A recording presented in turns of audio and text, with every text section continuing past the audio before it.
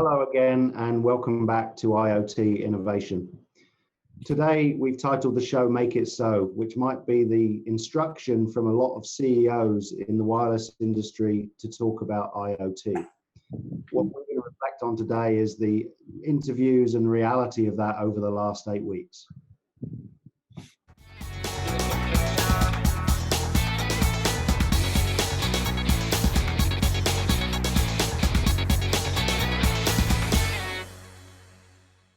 Telecom Careers, the #1 global telecom and wireless job board, telecomcareers.com. CommScope, thinking beyond today's technology to help you make the best decision for your network and your business. Welcome back to IoT Innovation. Today the show is a little bit of a recap. Nick and I have spent the last 8 weeks taking you on a tour of some of the industry leading involved industry executives on IoT, which truly isn't an industry. It's a confluence of all the various parts of the information that we can absorb presented to us in various different ways and on different devices and using different sensors. So Nick, thanks for joining today. What we're going to just walk through a little bit is thoughts and reflections over the last few weeks. I mean, we've had a pretty interesting set of guests, in my opinion. I mean, of the interviews that I've been part of, we've talked around people like Jerry from the Wireless Research Center, looking at some of the RF issues that happen with all these random devices that are being created without necessarily all the wireless expertise to back them up. We've looked at some of the interest and involvement of groups like ARM, and Ian talked about some of the semiconductor process and even the developer process that they've been working through. One of the areas I think we have both really hit upon here is the user experience, and we'll come back to that in a second. And then really that came in from Simon at Apitalism, where he took us on a grand tour of his house in Florida, showing us the way he personally is using IoT in many ways, as well as what he's seeing with his customers in Latin America. And then lastly, and maybe on a bit of a tangent, the last interview I did was with Steve at MillSoft, where he was explaining some of the ways the utility industry is really waking up and changing their business model completely. And not just in ways that we see every day as users of electricity and other utilities, but also in the way they've changed their whole business model. So talk a little bit maybe about the people that you've been interviewing over the last few weeks and some of the reflections that you've had, because it's been a fun set of people, I think. Yeah, so a couple of standouts. You know, we talked to Richard Banfield from Fresh Tilled Soil. They're a user experience design firm outside of Boston that have worked on a lot of interesting projects for big and small clients. You know, and Richard had some pretty strong views about where IoT was and wasn't working, most of which, frankly, I agree with. And last week we had Bogdan from ModCam, and they're basically working on a slightly different take on IoT. They're putting smart computer vision in IoT nodes. So the little device on the edge of your network, instead of it having to send lots of data across the network, it's instead sending intelligent data that it's gotten from the video stream. So for example, instead of sending you security footage of your facility, it would send you a notification that a person has been detected walking in front of the camera. Both of which are, you know, very interesting perspectives to keep in mind. I think fundamentally the big takeaway for me at this point is one that we've talked about before. I think we talked about it in episode 1. IoT is a really big, diverse field, and it's kind of loosely glued together because of what it is. But really, every single application is very different with a very different set of needs, both technically and in terms of what the user actually needs. It's kind of akin to saying we make software, right? We make IoT products is like saying, yeah, we make software. Well, what kind of software? What vertical is it for? What problem does it solve? IoT has become such a buzzword so quickly quickly that I really think that people are kind of ignoring the fact that it is just an umbrella term for a very diverse set of technologies and problems that are being solved. And there's just, there's a lot of different verticals buried in there, all of which are going to have pretty unique needs. And fundamentally, I think it comes down to that basic question of what is the problem you are trying to solve. When you have a device that you're building, if it's an IoT device, it's inherently hardware and software working together with a user experience. But if it doesn't solve a specific problem, you're really no better off. It may look great, it may work great, but if it doesn't tackle something and make something better, then fundamentally it's a waste of time. And I think my favorite phrase from all of the interviews was Richard Banfield's comment about user experience basically being like a superpower. What does this IoT device allow you to do that is basically akin to having a superpower? Does it give you remote vision? Is it a device that is in the corner of the factory that you can't usually get to, and it tells you useful information about the equipment that's sitting there? Does it improve your hearing somehow, right? Do you now know when certain audio triggers happen in an environment, or a temperature changes, or what kind of remote sensing is it enabling? How does it make you more superhuman than not having the product? And I think that's a pretty good lens to look at all IoT projects through, right? What fundamentally is the problem this is solving? How's it making me more of a superhero in my day-to-day life? Yeah, I think that's absolutely right. And I think reflecting a little on the interview that I did with Ben Wood, Ben was great because he was able to reach into his drawers and cabinets in his office and pull out all sorts of great devices. I guess the big question is the fact that they were in the drawer in the first place said that many of them are not being used on a day-to-day basis. And certainly, that's his business, and he's working with all these devices very frequently. But I know personally, I have, to the frustration of my wife and family, I have drawers and drawers and drawers of devices and the associated cables and connectors that go with them all over the house. And this is a real problem, that if you're buying a device, if you're buying yet another smartwatch or yet another fitness-based device, if it changes the way you behave in a fundamental way, and this sometimes comes back to user experience, but as well as that, it comes back to its core functionality in the first place. If it doesn't change the way you operate, then soon you're going to forget to charge it, you will leave it at home, and then you will stop using it. And I think this is the challenge, is rising above that noise of having these devices that truly become embedded in your life.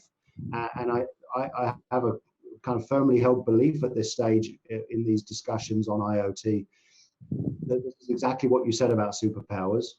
It is not about necessarily only the sensing of your own dynamic range of measurements on a daily basis. It's much more actually about the managing of things that are remote from you. So this is the managing of things that you care about, whether it is your house or your other property, or whether it is your family and friends, or if it is your children or your pets. And I think at the end of the day, if this is monitoring the way that these associated things are behaving, you have a peace of mind. And I think the real problem and the real solution here is remote peace of mind. That's the superpower that this gives you if it's done properly. And right now, I still see too little examples of things done properly. So maybe coming on from that a little bit, I mean, we've started looking at more of an international audience or international interviewees over the last few weeks. We'll continue to do that as we go forward. What do you think about some of the opportunities there in terms of emerging markets and some of the lessons that we're going to get from those other areas? So, I think broadly, a lot of in terms of noise, right, and what we hear about the most, I think sort of the Western developed world is really focused on using IoT for incremental improvements in sort of quality of life, right? Can I track my fitness activities? Can I have a button that I press that delivers more laundry detergent without me actually having to, God forbid, go down to the grocery store and buy some? So you know, it's sort of classic Silicon Valley hype, right? Do we really need that? I don't know. I think a lot of it is really sort of incremental improvements that maybe aren't that terribly useful in the big scheme of things. That being said, I think around the world, you know, globally, I think there are really big opportunities to radically change quality of life for people.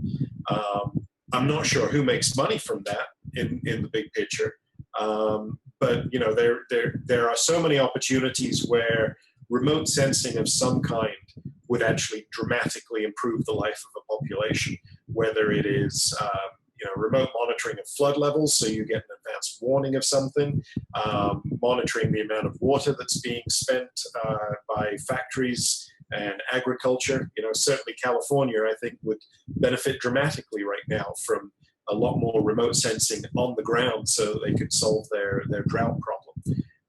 It seems like there are a lot of big, really radical changes that you could drive with a good IoT solution. But again, I'm not sure who pays for it and who makes money for it. So I think what we're left with is in the short term anyway, is a lot of these incremental kind of nice to have gadgets, for want of a better phrase. So I should be, you know, curious to see what happens over the next couple of years as overseas markets that perhaps have a little more determination to go after, you know, bigger changes start to get up to speed on the IoT bandwagon. Yeah, I think the one of the interesting discussions we had was with Ian Ferguson at ARM, and the fact that their team are looking globally about at different ways the technology is being used. And I certainly have seen this over the last 10 years in, for example, mobile payments. And some of the commentators on mobile payments have really made the clear distinction between mobile payments methods that grew up in West and mobile payments that have grown from developing countries out of needs and a slightly different infrastructure. And I think if you're able to operate on a much smaller device, on a much simpler device, on a much less robust network, then chances are your raw service and your code is going to be cleaner and more effective when it's scaled to developed markets.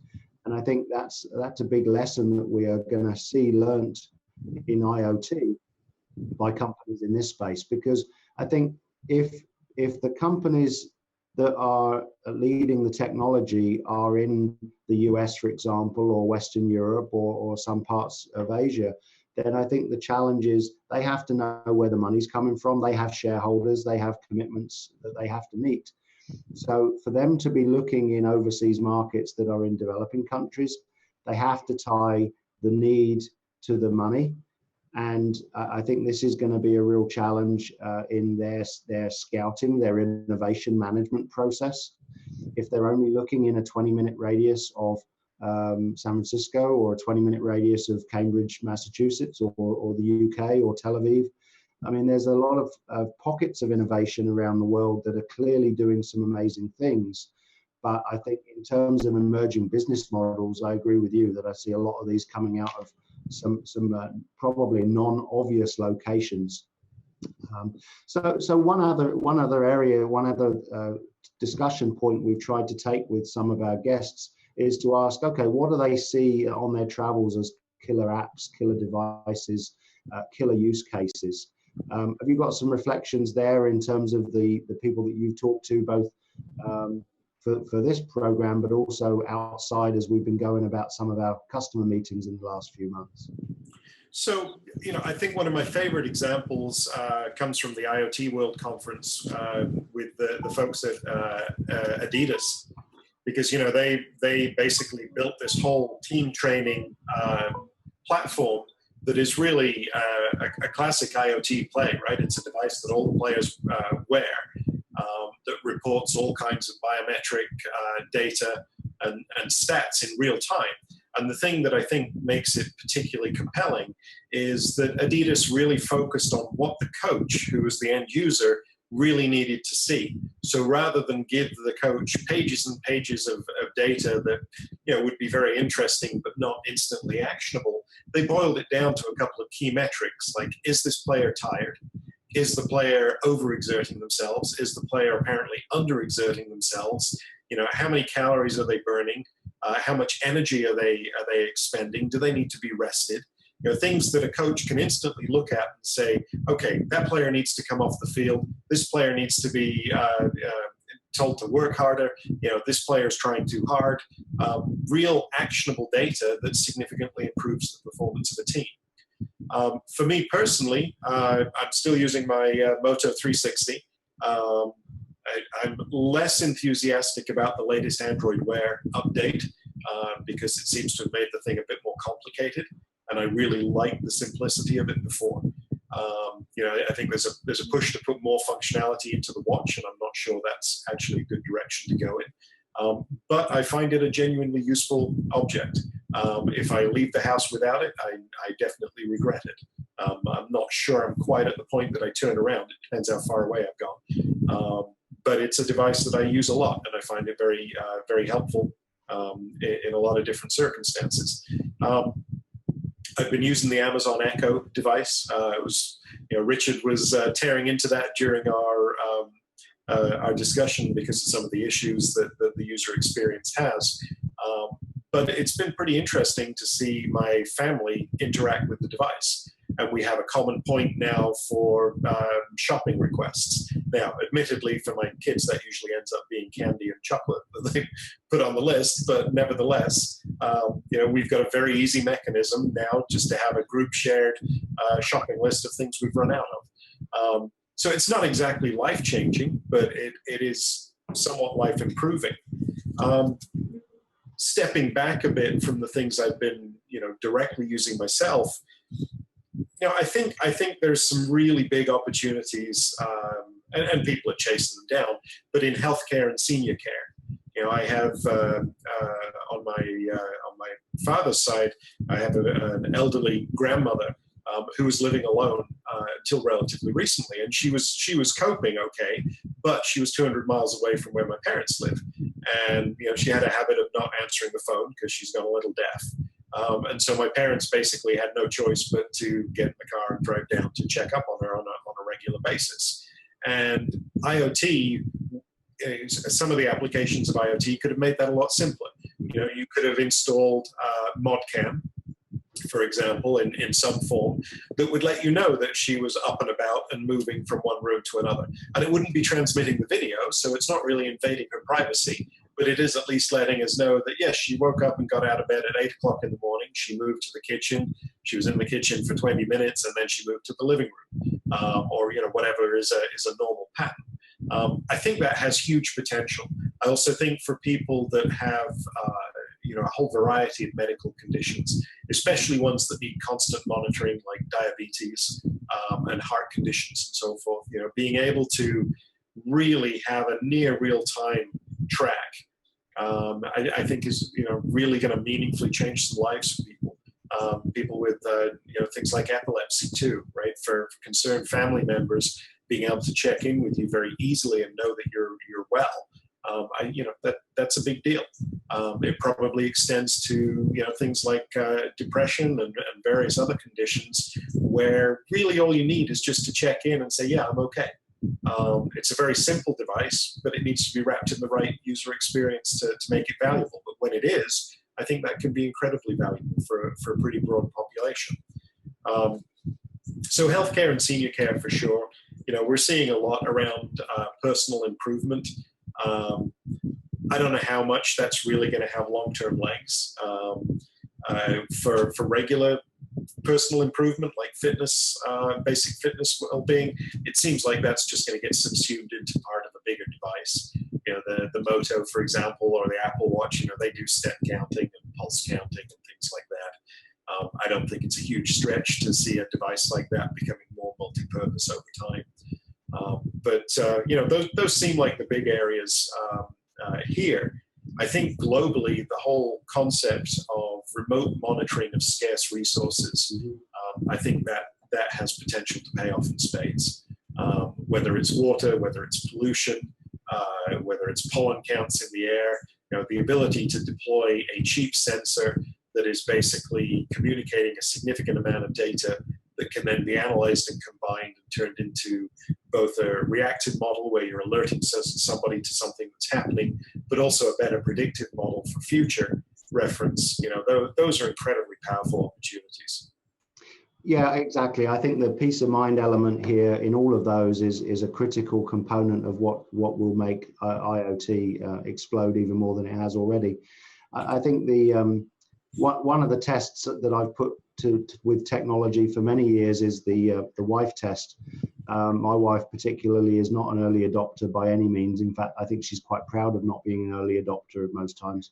But I came back after a few days away the last week and discovered that she was speaking to the Amazon Echo. And frankly, I did not ever think that would happen. So for that to have only taken a few weeks was pretty remarkable. And I think that's going to be one of the key watch points for technology as we move this forward, is to see how the regular consumer, the non-technical, the person that's not involved in the IoT industry actually looks at IoT and decides to use it, and decides it's critical to them, not just to those of us that like having drawers full of lots of wires. So I think that's going to be a key point in terms of the business model, is how are our regular people going to adopt some of these things and really use them on a daily basis.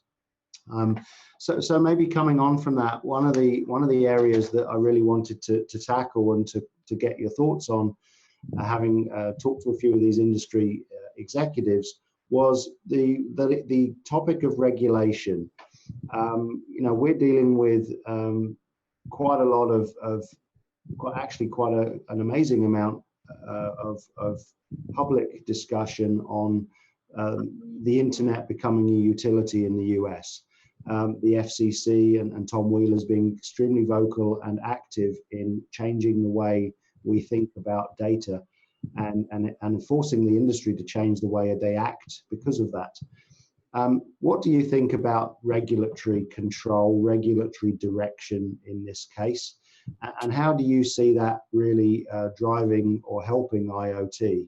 I know that's kind of deliberately a leading question, because I have a very strong view to the contrary, but I just want to kind of look at how regulation impacts an industry in its early stages. Yeah, so I guess broadly my take on regulation at this stage in IoT's life is it would be sort of like bad software for your GPS. You're far more likely to end up driving into a ditch and have bad things happen to you. As a software guy, I really like the internet model. Yes, it's messy, but it's open. Nobody owns it. A lot of the code that makes the internet run is completely transparent. Anybody can go in and look at it, which improves security overall. And no one group controls it. And frankly, I think regulators would really mess it up. I know there are concerns, and very valid concerns, about data privacy and data ownership, but frankly, I would rather see those, as the saying goes, come out in the wash, than be regulated by people that really don't understand the technology or the use cases. I can give you a bunch of examples. For right now, in some of the blogs I read, there's been a lot of coverage about the government insistence on including backdoors for various encryption methods, so that the government can always access data. And whilst on the surface that sounds like a decent idea, right? Law enforcement should be able to unencrypt things that might be damaging or contain sensitive material or whatever. But the reality is, if you build a massive secure wall around something with a nice big secure door, and then you make a key that can open the door and mitigate all of that security, you've basically, no matter what, you've opened a huge weakness in it. And there is no guarantee that whoever has that key, first of all, can't share it, and second of all, is always going to use it in a trustworthy manner.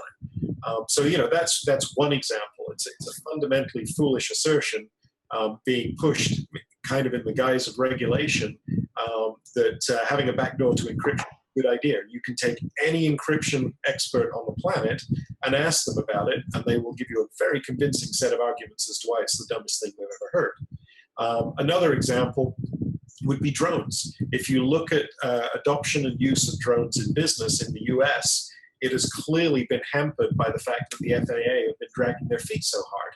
You know, Amazon are testing their drones up in Canada and various other overseas markets.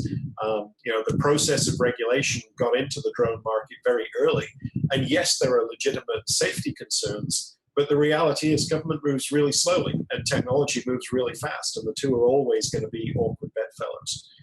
Autonomous cars is another great example.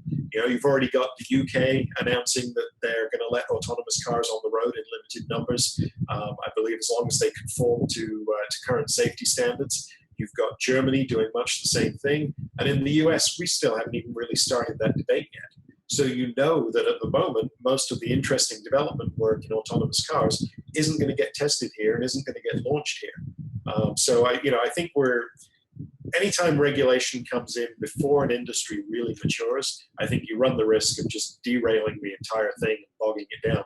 And the real innovation is just going to go elsewhere where they don't have to deal with that. Yeah, I think when you mix regulation and also the other aspect, which is typically the challenge of regulation and the lobbying required to pass or overturn a vote, I think the two combine to just slow down any industry. And as a result, I think the autonomous cars is a great example. I've seen so much effort put into stick with the status quo, even when it's slowing down a technology advancement that then maybe can go overseas. We've also seen business models be overturned recently. Groups like Airbnb and Uber that we've talked about in previous shows. These are radically changing the ways people do business. And yes, there needs to be controls and safety and security elements in place and the appropriate insurances and taxes and all of that stuff. I get that. But I think that fundamentally, when you're changing a business model, you're breaking current rules and you're not going to make an omelet without breaking some eggs. And okay, it needs to be swept up and cleaned up afterwards. But I think that's the nature of progress. So you need a little bit of a maverick attitude to try and change things, and I think IoT is definitely no exception. Yeah, I agree. I mean, Uber and Airbnb are both very interesting examples in that they're a radical change. They really are pitted directly against some very entrenched interests that clearly have access to politicians. And most of the complaints that are coming against Uber, for example, are from the groups that stand to benefit from the current medallion system with taxis. It's not even the taxi drivers themselves. And frankly, my experiences over the last year of taking Uber cabs in various big cities has been far better than my experience with taxis.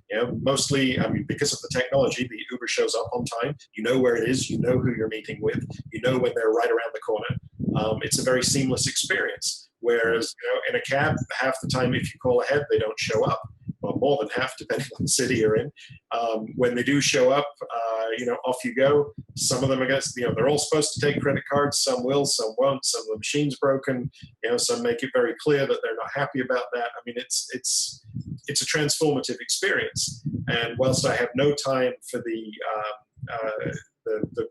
sort of macho bravado that Uber has been associated with in some areas. I was talking to one of the drivers in San Francisco, and she's putting herself through college by driving for Uber 30 hours a week.